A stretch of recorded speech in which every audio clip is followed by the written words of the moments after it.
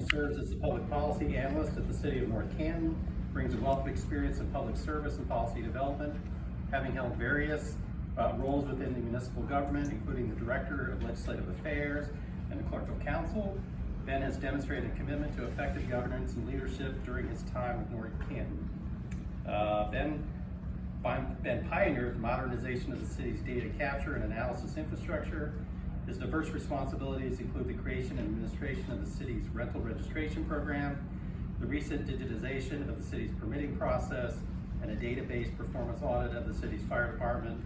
As a current MPA candidate at Ohio University with years of municipal experience, Ben brings a unique blend of expertise and hands-on experience to the discussion on data-driven decision-making. So with that, let's welcome Ben. Thank you. Hello everyone. So as he said, I was brought on to North Canton in my current role roughly 2 years ago, and I was tasked with sort of updating how the city captures and analyzes what data we have. So I believe I managed to do that on a pretty reasonable budget. And when I say shoestring and what we're going to go through today, I really do mean shoestring. $20 a month is what this is going to cost you. So just a quick overview of what we'll get into. I'll very briefly talk about what is data-driven decision making, just to make sure we're all on the same page. I'm sure most of you are familiar with it. Then we'll talk about the basics of how to identify and capture the data that you already have and you already create without doing anything extra on programmatic levels, department levels, resource levels. We'll talk about how to bring that data together into a data system that actually lets you analyze that data and learn something from it. And as we go through this, I'll talk about the free and low-cost tools that I use and that you can use to replicate this for yourself. So as I said, brief introduction. Data-driven decision-making is basically just using data to inform you of how to make a decision. So this is very frequently talked about in our trade publications. It was the cover story of ICMA's PM magazine, if anybody subscribes this month, actually. It's frequently taught in MPA, MBA programs, and it has generally become expected by the public. So when you're at a council meeting and you're proposing some new plan, I have found the public generally expects that you've already done some sort of data analysis and proven this is the best choice to make. And when done right, I absolutely agree with all the trade publications that it makes life much easier. It is incredibly easy to make a decision if you have data that tells you that's the right decision to make. But many of you, I'm sure, are thinking in your minds, yeah, that's wonderful, but I can't make that happen in my city. For many reasons. First, I don't have staff who have free time to do these things. Even if they had free time, they have never taken a statistics course in their life and would have no idea what they were looking at. I have no software that can make this happen for me. And even if I had staff to do it, they had the expertise and I knew the software I wanted, city council never paid for it. And finally, if all of the stars magically aligned and I had the first four, I don't have any data. What I hope to show everyone today is that you already have all 5 of these things, at least in the minimum amount required to make this happen for you. The real hurdle that you have is data capture and control. And that is really the hurdle to doing data-driven decision making. So data capture and control is sort of the back end, the unfancy side, looking behind the curtain of data-driven decision making. It's your ability to identify the data you have, capture it, and analyze it. This is much less frequently talked about in trade publications. So for example, the ICMA cover story from this month just had a 1-sentence line about you will need to figure out how to get data. Not very helpful. It's rarely taught outside of a database design class. Lots of people don't really talk about how do I actually set up a spreadsheet to help me run an analysis. And it's generally uninteresting to the public. Public loves to see a COVID era pandemic dashboard that has a pretty map with lots of colors showing you where problems are. They don't want to see the 10,000 row spreadsheet on the back end that makes it possible. And this is, in my opinion, the hardest but most important piece of making your data work for you. So before I really get into it, I'm gonna do a quick overview of what we do at the City of North Canton so that you all know that I'm not crazy and I do know something about what I'm talking about. So our data system at the City of North Canton fills 5 use cases for us, and we'll look at examples for all 5 of these use cases as I go today. First is active management. So this is letting your middle level managers have a dashboard that lets them quickly and easily look at how is my department performing right now today. The second is program or service evaluation. So this is for your upper level management to look at a whole program, a whole service area and say, is it working how we intended? Is there some sort of problem I didn't anticipate? Do I need to fix something? Third, with the tools we're going to look at today, you can actually use them to deliver services either to yourself, internally to staff, or to the public. Data analysis doesn't just have to be a behind the scenes thing. Fourth, the most common use case and what people typically want data-driven decision making for is solve problems. I already know it's not working. Can I collect information that will tell me why it's not working? And then finally, we use our data system to enhance our transparency and provide resources for our public, not just ourselves. So currently we contain more than 2 million data points, and we add roughly 100,000 data points every single year. It requires no additional time and reporting from our frontline staff. So our police officers, firefighters, service department workers do nothing extra beyond their normal jobs to get us the data we need. As I said, shout out earlier, it costs us $20 a month to maintain the whole system. That's it. And it requires 1 day a month from myself and my assistant to keep it updated and running. That's our maximum input, $20 a month, 1 day a month. So how do we do this? Well, they're in your productivity suites. I'm sure many of us are either in Google or in Microsoft, so those are the two I'm going to focus on today. We at North Canton are currently in Microsoft. You have the 2 tools you need to make this possible.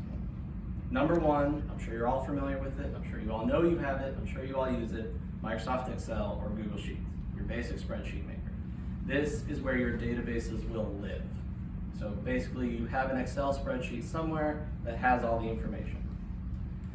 The second part is where it gets fun. So Microsoft has a tool called Power BI and Google has a tool called Looker Studio. These are honestly pretty advanced data analytics tools that have a free version already included in your productivity platform that you probably didn't even know was in there. So to use Microsoft side for an example, Power BI, if you have a standard business license, to download the application, install on your desktop is absolutely free. You can do it today. There are paid versions that come with more features such as AI help in performing data analysis and publishing your dashboards reports to the web for other people to view and look at. Both of these paid versions are about $10 a month per user, both Microsoft and Google. And the key component of this is that end users don't have to be paid users. So as we go through my examples today, and we'll look at several of North Canton's dashboards, you'll notice it will never ask me to log in, prove my credentials, say who I am. I don't have to be a paying customer to view the dashboard and to use the dashboard as a manager. So that's why in North Canton we just have 2 paid users, the 2 people who actually make the dashboards. So with these tools, I feel that anybody in any budget and any community size can make effective data-driven decisions. So now let's get into actually how we do this. And there are 3 keys to creating a strong data system for yourself. Continuous, consistency, connectors.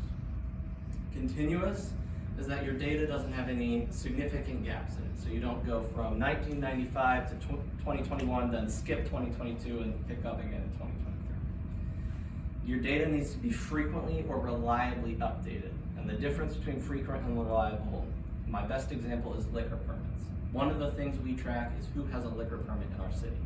It's not frequently updated. We don't have a lot of new restaurants all the time, but it is reliably updated in that liquor control will always send us a letter every time there's a new liquor permit. Establish a schedule to export or update your information. Do your best to stick to it. I admit I have fallen behind sometimes. It happens, but the better you are at sticking to it and keeping it continuously updated, the more it will work for you.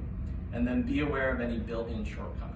You'll see today in several of the reports we look at that a built-in shortcoming is there are old versions of our reports that don't go to today. They're not updated to the present. So be aware that if I only update it once a month, it's not going to be accurate on the 28th of the month anymore.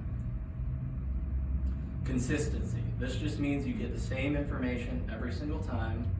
Don't subtract anything out of it, only ever add. Ensure the format and coding is the same. So last time when I updated the database, column A was name. Keep column A name forever in perpetuity. And then set an export size window for yourself. So don't try to do 20 years of data all at once. Do 1 year at a time or 1 month at a time. Something manageable and can be taken in chunks. And finally, connectors. Every database export that you do should have a connector. This is some sort of key core piece of information that can be cross-linked to other databases and remains static, relatively speaking. So the two most common that you'll have as a municipality are date and timestamps. Lots of software systems we use date and timestamp, when a work order was completed, when a 911 call came in. Even though those don't seem related, I can now put them on a calendar together by the date and timestamp. Or an address. I'm sure almost all of us have a permitting or licensing system that tracks addresses. So the data that you need has to reflect your department's operation. It has to be something they actually do. It has to provide a sufficient amount of detail for you as a manager to be able to look at that data and understand what it is your department's doing. It needs to be routinely collected. It can't be a one-off, for 1 week I asked you all how many potholes you filled and then I stopped asking you ever again. And it needs to require minimal additional effort from your frontline staff to complete. If you make them stop doing their job for an hour every day to fill out spreadsheets, they're gonna become frustrated and not want to participate anymore. This seems like a lot and this seems hard to find, but I'm sure, sorry, my transitions were wrong there. I'm sure you have it already at your fingertips in your city. So you have a dispatching system, you have a permit system, a license or registration system, you have some sort of activity log for the work orders your service department does. I'm sure you also have lists in your mind. I could probably ask every single one of you to tell me the 5 worst properties in your city and you could list them off like that. And then the internet is also a wonderful resource. The United States Census Bureau has an incredible amount of information on your community already formatted in an Excel format, ready to be downloaded and uploaded today. So data capture done simply for your city is to identify those data sources you already have. And most of your software programs are going to have an export function. Just export it as it is. Whatever the system is willing to give you, take it. Take as many columns as you can. Don't worry about are they named correctly, are they cleaned, are the parcel numbers right. To get started, just take the export as it is. Save the file in your Excel sheet, CSV, whatever it is. Your Power BI and your Google Looker Studio will just read that Excel file exactly as it is, exactly as it came out of your software system. Next month, next year, next week, whenever you update it, just run the whole export again, adding on the next set of dates you want, and save over the old file. If you try to keep every version you've ever had, you will lose yourself in a sea of similarly named files that all have the same data on it, except the old one is missing something the new one has. If my new one has all the data of the old one, I don't need to keep the old one. Ideally, you'd save over the exact file because that keeps your file mapping in Power BI and Google Looker Studio static. which means you set it up once, you never have to touch it again. All you have to do is click a refresh button. So we're gonna look at our first use case now. And that's active management, and this is our calls for service for our dispatch center. So North Canton has its own 911 dispatching center run by our chief of police. So we built for him a call for service dashboard. Our police department logs everything they do as a call for service. So I make a traffic stop, call for service. Someone calls 911, call for service. House check, call for service. While a lot of the information your police department collects is leads protected or sieges protected and makes it hard to use and hard to disseminate, every computer-aided dispatch software that I have looked at to date has some sort of basic information report. And this exists not for your police department, but for the software developers on the back end of your system, because they're not allowed to see your sieges data. You can take advantage of that and export out for yourself this non-leads protected information. So this information is highly valuable because it meets all of our 3 C's. It has a connector, an address. Most calls are logged the address I went to, some cross streets, I was in the 500 block of North Main, something to that effect. It's continuous. Your police department constantly keeps creating it. It's just what they do, it's their job. And it's consistent. That export was made by the developers. It will look the same every single time you run it, just with more information as you go forward in time. So let's take a look at what North Canton can create with Power BI from that information. Which I realize I'm gonna have to figure out where this other screen is in relation to my.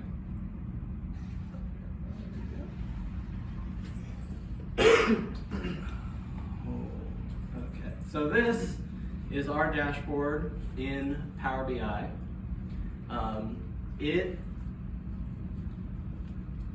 All I had to do was tell Power BI, look at this Excel file saved in this place on my computer. And then it pulls in all the fields from that Excel file. And this isn't the developer side, so I can't show you, but there are basically just drag and drop pictures of, I would like a pie chart, and please put these 2 things in that pie chart. And boom, it makes the pie chart for you. You can resize it and shape it, and then you can hit the publish button and look at it just like we're looking at it now. What really gets fun about this Power BI tool is that if you have no idea how statistics work, it does the math for you, and it is a little scary that you might not know why the math works the way it works, but you don't have to have a statistics degree to understand it. For example, this black trend line on our calls for overtime, it auto-calculates the trend line for you. You don't have to do the math and the statistics to calculate the trend line. Where it continues to get fun is in how all of these charts interact with each other. So this is a live dashboard that is cross-filtering across every single chart, and at the bottom corner there, you see we have a slider that is a master filter of all the dates we can look at. So I'm going to try and do this looking the wrong way on a computer, so please forgive me.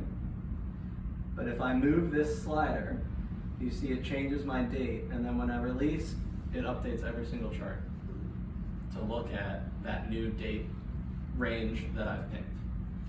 Now I want to get even more specific. In this date range, I only want to see calls from the year 2020. So I'm going to hover over the year 2020 and I'm going to click. Come on, click.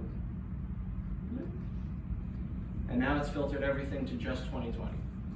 But then I can do a second cross filter and say, you know what, I also want to see just EMS calls. So I can click over here on EMS and it'll refilter everything to EMS. So your managers, if you can set up a dashboard for them and just ask them, you know, what would you like to see on a dashboard that I can build you pictures of? They can spend hours sitting here clicking through trying to find what it is that's causing a hiccup in their department. All right, now we're going to figure out how to close Slide this it back while down. looking backwards at a computer screen. There we go. All right, I want to take sort of a brief side detour and talk about the importance of evaluating your software's capabilities when you're acquiring it. So as you look to buy new softwares for permitting or computer-aided dispatch, make sure that your programs are supported by a system that will export data. So many conglomerate companies that have, I will sell you every single piece of software you need to run a municipality, and many older systems that were built in the early 90s and haven't been updated since have very limited export capabilities. So the two red flags you want to look at are that it only talks to other pieces of software that that vendor also sells you, or that it requires a support ticket to get a data export out. Because while it may be wonderful that it talks to everything else in their data suite, I have yet to find somebody who sells a permitting software that also sells a 911 dispatching software. But I want to be able to link my permits data to my 911 call data. So I need to be able to export from both of those softwares to link them together. So an example from the city of North Canton is our permitting and licensing system. Our old system was built in the early 90s by a local mom and pop shop, and it had a very limited export function, the biggest issue with which was a maximum of 100 characters. For context of how little that is, that first sentence on my slide is 110 characters.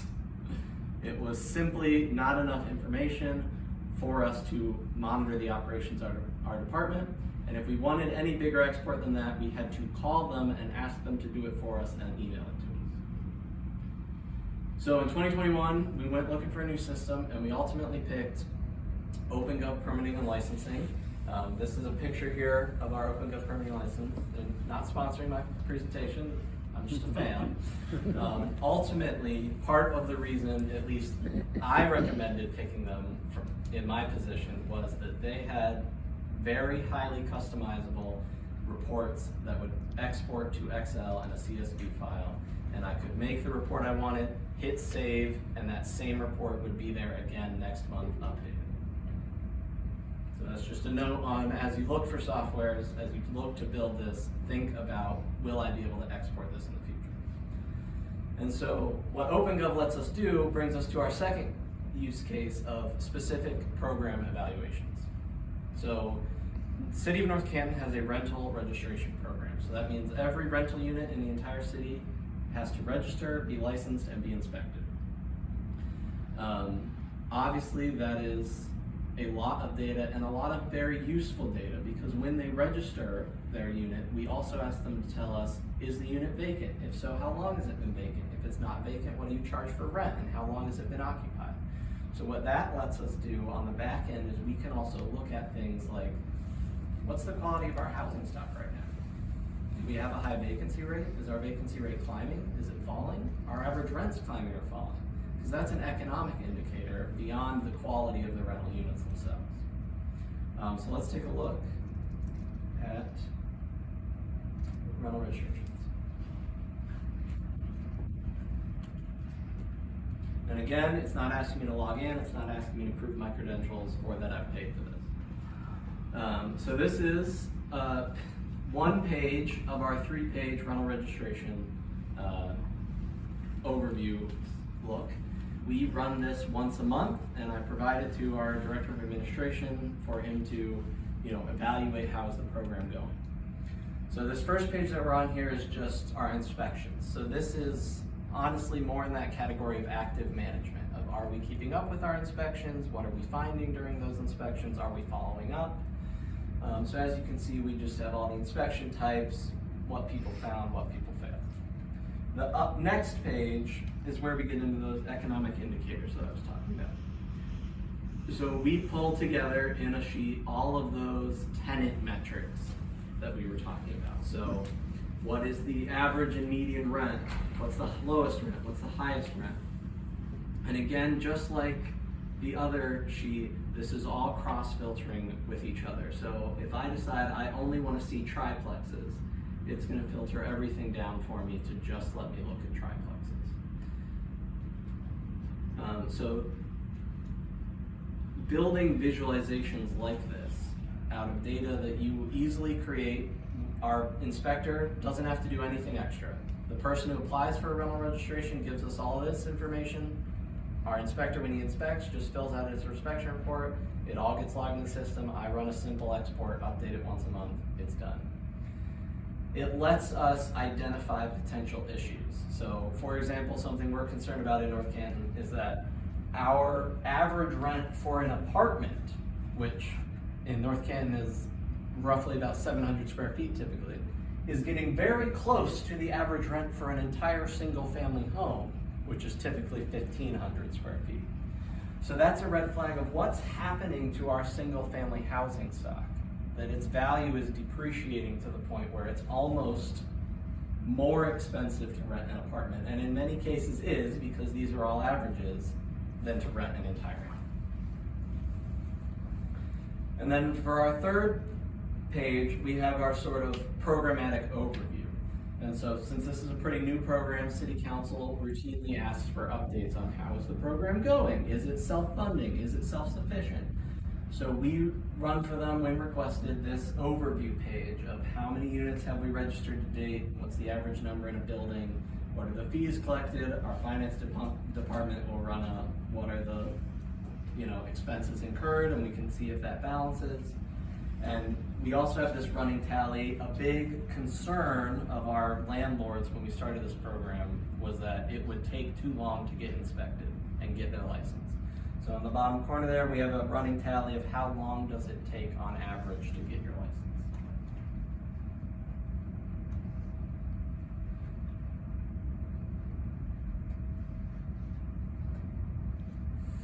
So bringing it all together, the two use cases we've looked at so far are one spreadsheet talking to itself.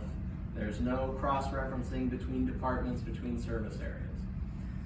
How you bring it all together into cross-referencing is you use the connectors in your data to make seemingly unrelated information suddenly appear related.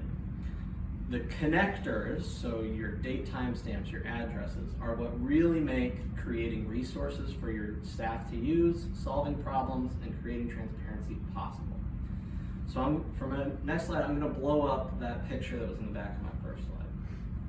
This is a screen capture from inside Power BI of the next resource I'm about to show you, our property search dashboard, and all of the various databases that we tie together into that dashboard to cross-reference. Now, if you haven't taken a database design class, this probably looks really confusing and you don't really understand what's happening on screen. But the beauty of Power BI is you don't have to. So Power BI has an auto-relate function. All you have to do is click one button that says, figure out how these charts are related to each other for me. And then it will identify what the relationships are for you. And how it does that is, let's say you have two Excel files that both have a column called parcel number in them, and in that column, everything is a number. It's going to take its best guess that those two parcel numbers are probably the same information on both sheets. They can be joined.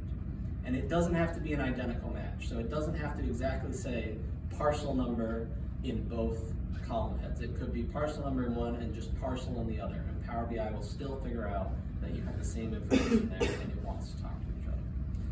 So for the example here on screen, the center of our database is our master address table. It's a list of every single known parcel in our city. It was just a matter of asking our county auditor, can you please just give me a CSV file of every parcel? And they got it back to us within 5 minutes. We then put in every other database we had that we thought reasonably might have an address in it and just asked Power BI, figure it out for me. And so Power BI figured out that our zoning permits also had an address and that address appears on our master address table. And that building permits have an address and that appears on our master address table. And that the list of who was delinquent on their property taxes last year is also on this address table. And so it quickly and easily figured it all out for us and joined it all together so that it can be cross-referenced and cross-filtered basically with the click of a button. So let's look at that in action. So we created a resource that we call the Property Search Dashboard. We wanted one single search engine for all addresses in the city and basically everything we knew about that address. We wanted some sort of resource that would display a complete picture of everything we know about that address, so that if we find somebody who's problematic, if a code enforcement officer says, I've been back here like 10 times, and they just happen to be eating lunch with a police officer who's like, you know, I've been there 10 times, they can just pull up this dashboard, type in the address, and look, and it will connect the dots for them of, oh, you're right, we both do have a problem with this. Maybe we need to contact the legal department about, can we condemn it? Can we pursue receivership? Is there some larger solution or problem here?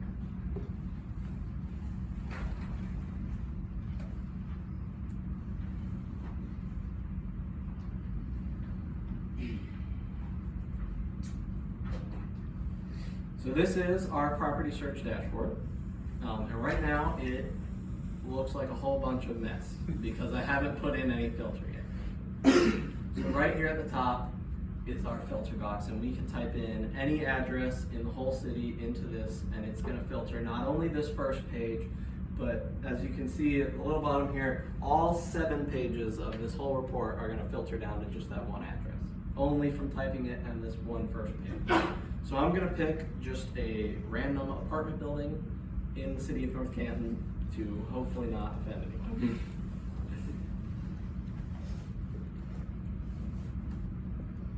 All right, so 1616 South Main is an apartment complex in our city, and I picked it because I knew that it would have data in every field.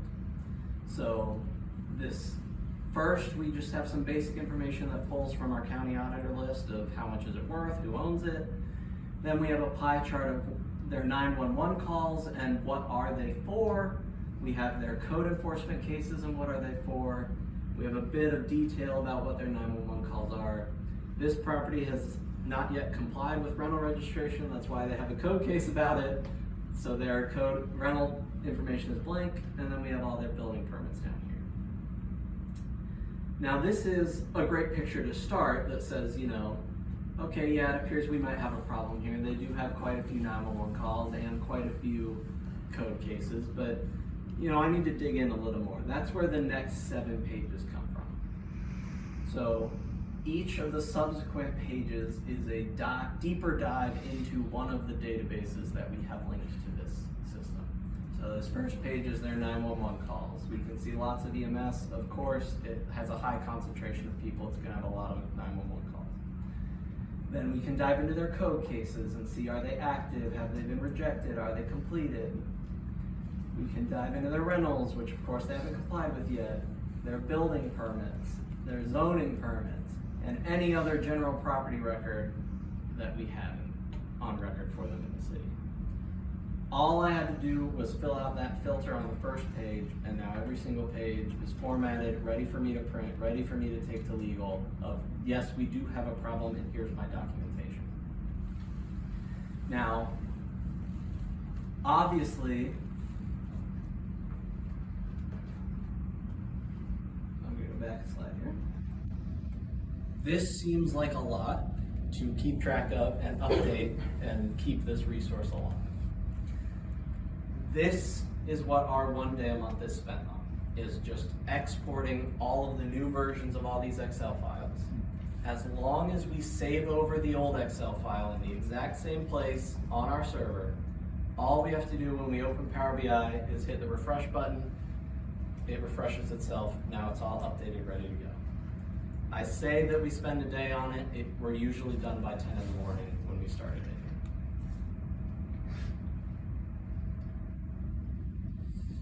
So having resources like that creates a culture of informed decision making for your city. So having easy access to information that helps your department heads, your middle managers, even your rank and file to do their jobs makes them more likely to use it. The biggest reason they're not going to use information and instead they're going to make a gut call is because they don't have the information to use it. And that leads us to our next use case, solving problems. Specifically, we're going to look at fire and EMS staffing. And this is something That was only possible because we had previously made resources for the fire department, that our fire chief came to me and said, you know, I have a problem and I think you can help me solve it like you've helped me with these other resources. So he had some known issues. He knew that he had numerically too many part-timers. We had 30-something part-timers, but only enough hours for 11. What's going on? He was heavily reliant on callbacks. He was constantly having to call people back in on overtime to man an extra ambulance. And the large amount of overtime was eating up his budget. And then finally he had staff burnout. People were telling him, despite the fact that we had numerically too many people, I'm tired all the time, I'm running calls constantly, I can't keep up, I don't know if I can stay here. So that led us to do the first and only thing I'm going to talk about in this presentation that was extra data gathering. And that was, we did a 5-week time study. Quite simply, all we did was for 5 weeks, on the hour, every hour, if you're working, just write down a 1-sentence line about what you did the previous hour. So as simple as ate lunch, ran 2 EMS calls, ran a fire call, cleaned a truck. That was it. That's all they had to do. Once an hour, write 3 or 5 words. What did you do?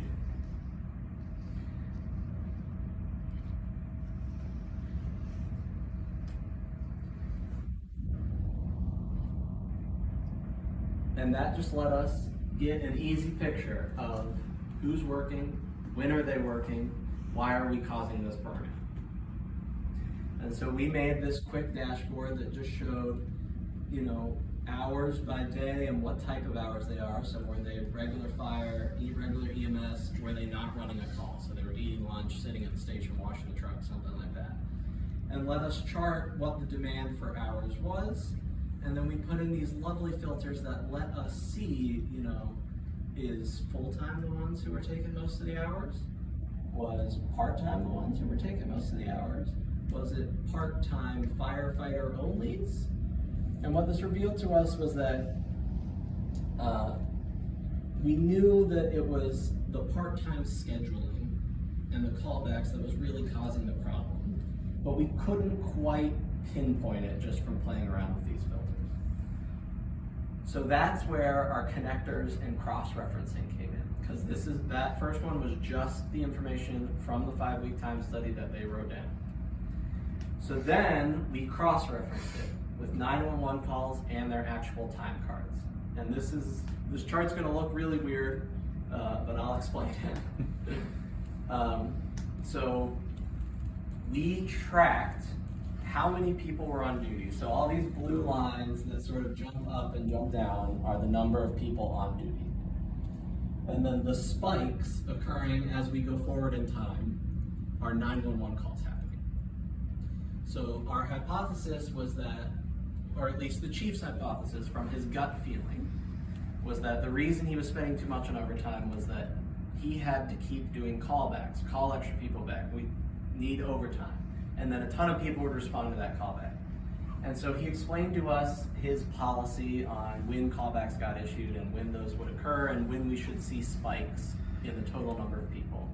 And what we revealed is that his hypothesis was actually wrong. So under our old staffing system, we would have done a callback every time there were 2 calls within an hour of each other. So in this day that we're looking at, our first callback would happen right here.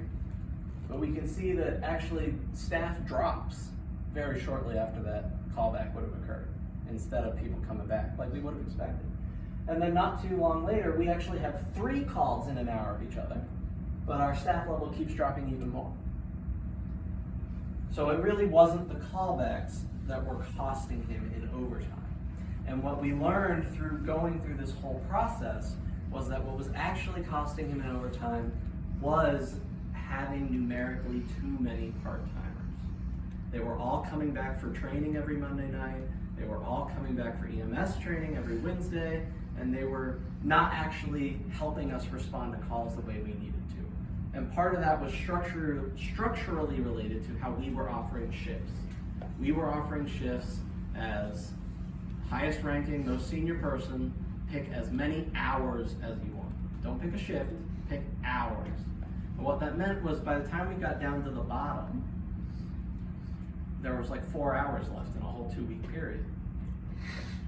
But the people at the top had 80 hours in a 2-week period, 40 for fire and 40 for EMS, and then every time they responded to a callback, 2 hours overtime, 2 hours overtime, 2 hours overtime. So for the highest working people who got paid the most money because they were the most senior, that's where all of our overtime is going. And so actually starting this Friday, there are staffing schedule changes. We're switching to standardized 8-hour, 3-shift factory shifts for our part-timers. There's a minimum shift requirement. If you're gonna stay on the roster, you have to work X amount of hours every pay period. And we actually added more people per shift, because doing the math, we realized that we would actually save money staffing a third ambulance 24/7 than continuing to rely on callbacks from our highest paid people to staff that third. So that's an example of solving problems with this software, and those dashboards, again, all I had to do was drag and drop. I'd like a chart that shows these two things, and it figures out for you the best way to visualize that. So our final use case is adding transparency.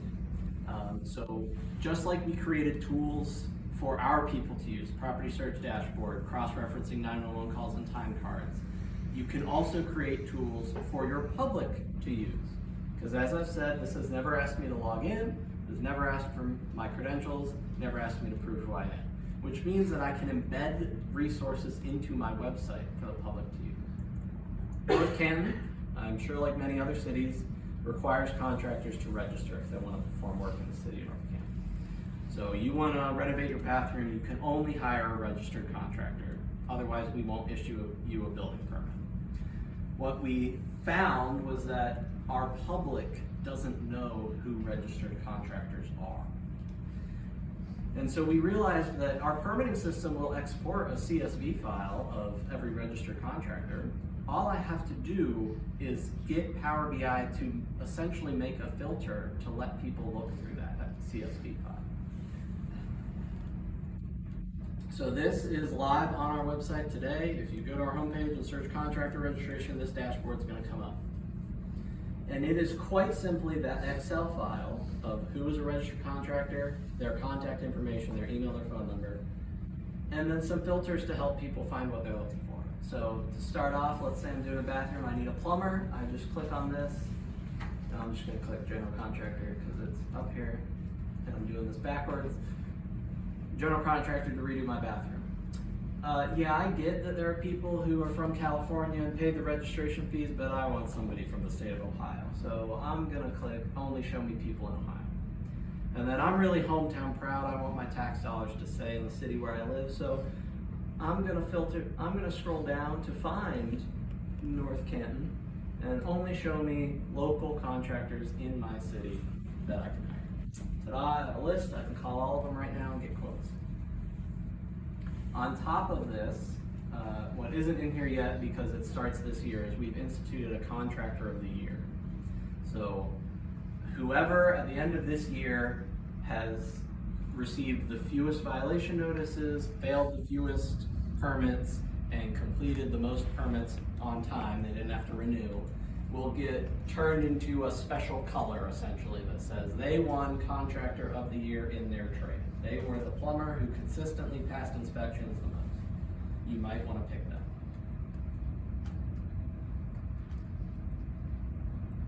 So in review, everything we've gone over today, I'm doing pretty good on time. Low cost data tools to let you make data-driven decisions are likely already included in your productivity platform right now at no additional charge.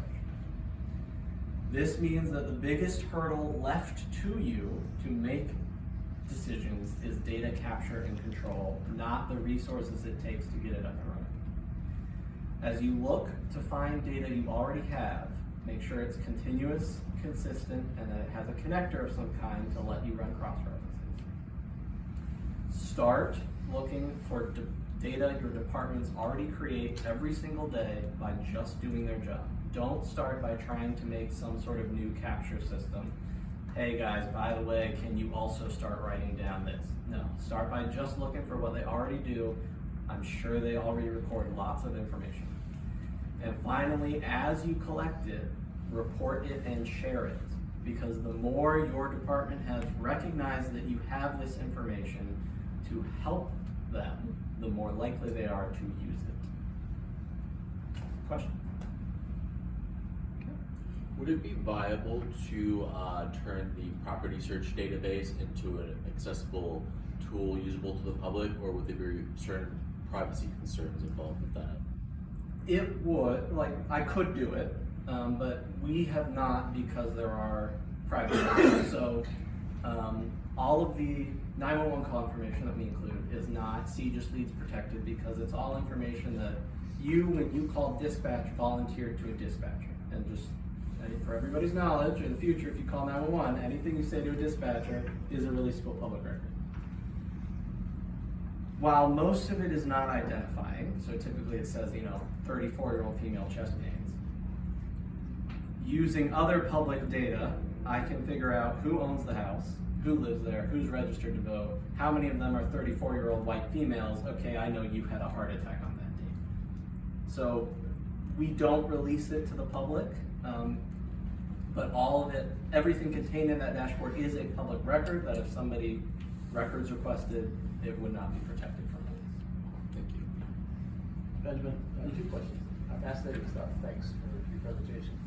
The first question is, does the public have access to all the filters on your dashboard as well, so they can kind of explore year by year and kind of slice and dice that data? And then the second question, I just hopped on your website, I saw you do a community survey as well. Do you interrelate the hard data to the qualitative data that you get through the community survey? I'll start with the second one. Okay. Yes, absolutely I do. If we went back through my slides and I had one of the pictures was all the databases I maintain. One of them is every community survey that we've ever conducted going back to 1991. And so I have run and can run, cross-references of, is the police department's rating going up at the same time calls are declining, right? So yes, I absolutely do that. For the filters, all filters, full functionality of all of our dashboard, all the dashboards is possible for the public. So like as I click into these, I'm essentially a member of the public, and I can still use all the filters. I can still click on a chart and it'll cross-reference all the other charts. So that's, at the beginning when I said, part of the beauty of this is end users don't have to be paid users. You essentially, if you're not the one building the database, you just need to use the search and the filters and the dashboard. You get full functionality for what you need for free. It's only the person actually uploading data on the back end that needs a paid license. Then I have a third one, no exact enough question. I'm curious what's next. For North Canton? Well, no, in your data work, what's the next logical step for you to take this data? Well, my next planned project, we have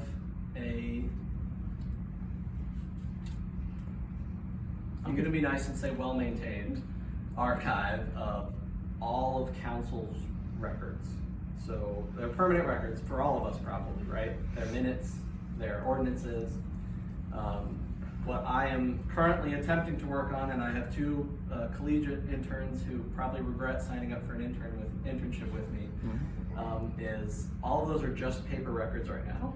I am making the interns type in to an Excel file, the title of the ordinance, the date it was passed, the committee it was assigned to, and then the other intern is typing in the minutes, the date they're from, all the ordinance numbers that were considered during those minutes. And then I can cross-reference the ordinances to the date they were adopted to what were our 911 calls, the date we decided to ban marijuana. It sounds like a fascinating internship. They're learning, they're getting valuable experience. One of them has dreams of being a city law director. And so she has admitted that while it is mundane, she does love reading all the ordinances and learning the at times ridiculous things our city has passed into law. Like she discovered the one the other day where we banned minstrel shows in 1987. Minstrel. Minstrel shows Yes. were the scourge of North Canton. That was a problem. Is, just so I save myself time later when I'm looking up, is this the contractor search the only publicly facing one, and everything else is for internal monitoring? So right, of all of these that I've shown today, the only one we have publicly available is our contractor registration. We do have another one on our website that is, oh, that might have been taken down now, it might be up. There's one that used to show like our Facebook and our social media presence. So how many subscribers do we have? How many things did we post? What kind of engagement did they get? We have that up because our incoming council this last term was very big on the city does not communicate enough. And so we undertook a big process of trying to communicate more, and they had me build a dashboard to track, are we actually communicating more? One set of data, Benjamin, I saw today, I noticed that you did not have is on parental rec information. You mean like recreation rentals? Yeah, Or? program participation, program rentals. And so that you could kind of tie back to the rental issues and maybe the code enforcement issues. yeah, so we do not have a recreation department. So we Oh, don't okay. run any like kickball leagues or Okay. anything like that. We do have some shelters that get rented, and we have cross-referenced before, like, are they mostly people from inside our city renting? So, you know, everybody provides their address, we reference that with the master address of, do you live in the city or are you out somewhere else? But that's really all the data we have from our parks department at the moment.